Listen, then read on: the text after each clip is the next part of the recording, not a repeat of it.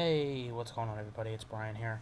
I'm making this video talking about more third-party candidates and different stuff about the media spreading lies, debunking the media's lies about them, and just talking about predominantly third-party candidates that are in 2024.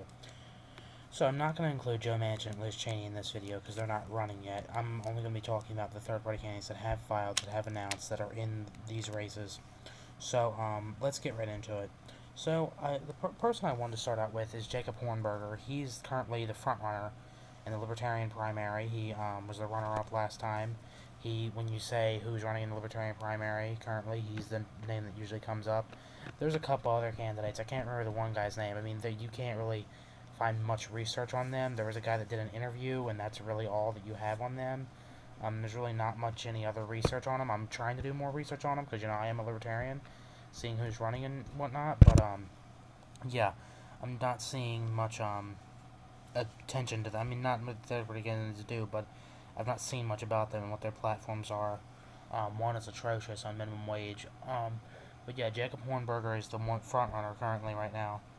And then we have Bobby Kennedy. As we all know, I've made multiple videos on him. He is destroying Trump and Biden in the polls. He is the real chance at winning. He's running as an independent. Dr. Cornel West, who was originally running with the People's Party and with the Green Party, who dropped out of those primaries, who's also now running as an independent. And then we have Dr. Jill Stein, who is running as with the Green Party, and she's currently, I believe, the front runner. So these candidates, there's a lot. There was actually a news story on, I believe it was MSPCN, and it had these four candidates' pictures. It also had Joe Manchin's picture. He's not even running, though. Oh, and it said a vote for one of these five candidates could end up being, or sorry, not candidates, a vote for one of these five people is a vote for Donald Trump. I want to debunk that. That is the biggest lie and propaganda I have ever seen. So, I'm voting for Bobby Kennedy. I am. That's who I plan to vote for. I might vote for Jacob Hornberger if things work out better and he ends up in the position like Bobby Kennedy's in, but I plan on voting for Bobby Kennedy. I think he's got the best chance at winning. I agree with his policies the most. I actually agree with Jacob Hornberger a little bit more, but I think Bobby Kennedy has more of a chance at winning. So, I'm voting for him. But these four candidates, I mean, they're really hurting Trump, so they're not. It's more so like a vote for Biden. But if you really look at the premise of it, people who are voting for these candidates, more than 75% of them people would not vote at all if these candidates were not on the ballot. Seriously, I'm voting for Bobby Kennedy. My grandmother's voting for Bobby Kennedy.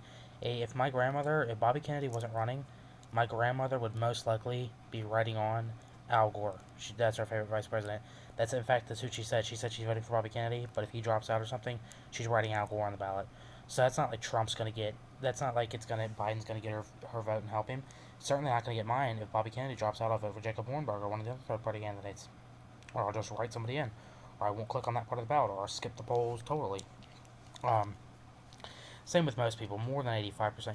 There's definitely some people that would probably suck it up and say, well, I don't like Biden at all. I think he's a terrible president, horrible policies, senile, all that.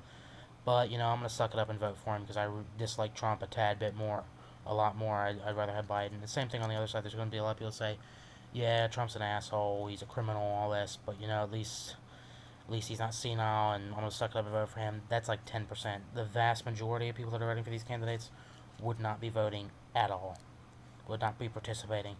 So I just want to put that out there. They are not going to spoil anything. I kind of wish, in all honesty, I'm going to make this recommendation on here. I doubt they're listening, but I'm going to make this recommendation. Dr. Cornel West, Dr. Jill Stein, lawyer Robert F. Kennedy Jr., and lawyer Jacob Hornberger. It's funny how two of these two are lawyers on the bottom, these two are doctors. Team up.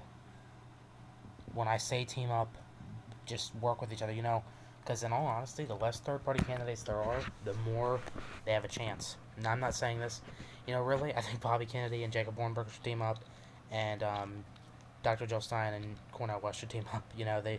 Yes, I know that all four of these candidates all have extremely different beliefs and similar beliefs, but think of America. If you truly want to change America and you truly want Trump and Biden to lose and the two-party system to be disrupted, work together. Really, work together. Maybe Bobby Kennedy becomes president. I know that's because I like him, but maybe make Bobby Kennedy president. Maybe Jacob Hornberg can be the vice president. Maybe Cornel West can be the chief of staff, and Jill Stein can be the secretary of state. Like, very fair. Like, give everyone an administration piece, and like really change the system. I think it's possible. So I would say the same thing to Joe Manchin, any other third party. Unite. Let's unite together. It's looking like Bobby Kennedy's the guy to do it, but if you're running as a third party, I'm not begrudging you. Run.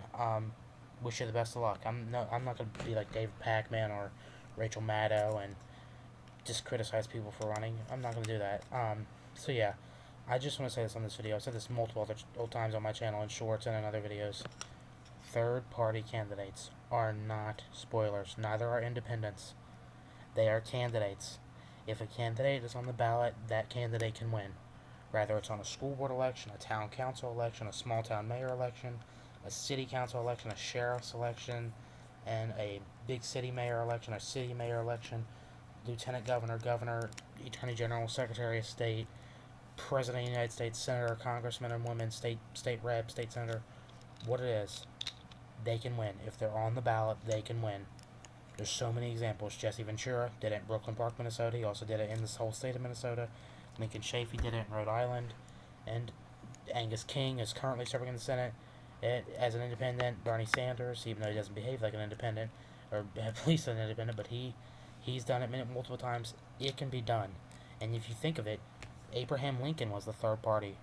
The Republican Party wasn't always a major party. Back in the 1800s, it's the Republican Party was a third party.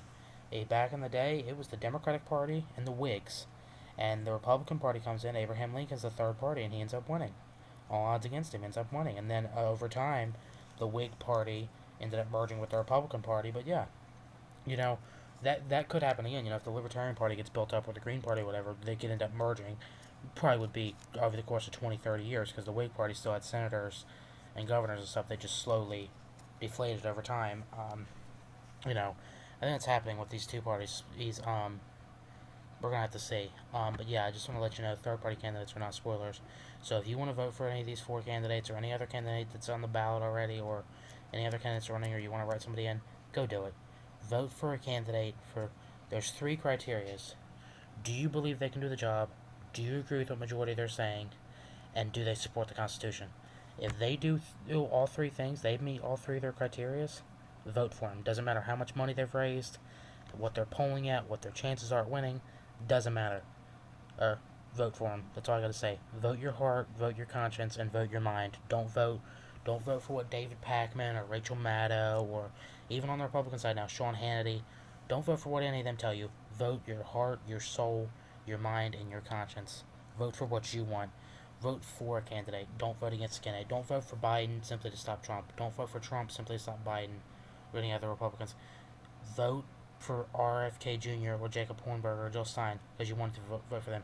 And I'd say the same thing to this too. Don't vote for Bobby Kennedy Jr. simply because you want to stop Trump and Biden. Vote for him because you believe he's up to the job and you agree with what the majority is saying. Same with any other third-party candidates. Don't vote for him just to stop the Republican Democrat. This is on all levels. Vote for what you want, what your heart and soul and conscience tells you, and what your mind tells you. Vote for what you want. Because if you vote for what you want, it's a lot more chance you get what you want. It's sort of like, I compare this to football a lot. Football, you can't vote in football, but let's say your team is the worst team in the NFL. Let's say the Jets. No offense to any Jets fans. They're doing better than they did last year, but no offense to any Jets fans, but they're a sucky team. They really are a sucky team.